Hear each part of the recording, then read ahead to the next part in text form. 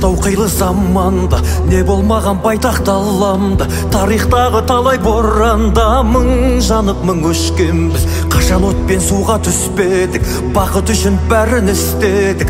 Бірлігіміз бойға күш беріп, сан сынақты кешкенбіз. Күлтегіміз қаған білгенбіз, құламаған елміз мүлде біз. Көк аспан мен көк ту астында күн сөнгенше біргеміз. Қыран қазақ бері кіргенбіз, құламаған елміз мүлде біз. Әлі бізде алар асу көп, бәріміз де біргеміз. Әлі бізде алар асу көп, бәріміз де біргеміз.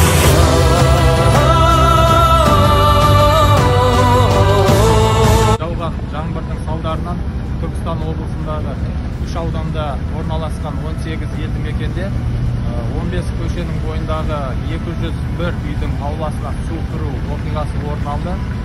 Жедел жұмыстар жүргізудің арқасында елді мекендердегі қауіпсіз жерге адамдарды шығару үшін 4 эвакуациялық пункт құрылған болатын. Негізгі қауіп қазіргі таңда Шаға елді мекенде 190 адам қауіпсіз жерге шығарылып, негізгі тұрғындар өздерінің туыстарына жөнелтілді. Осы орын алып жатқан төтенше жағдайдың салдарын жоюға жергілікті атқарушы орган мен төтенше жағдайлар департаментінен 308 адам, 51 техника, 25 мотопомпа жұмылдырды.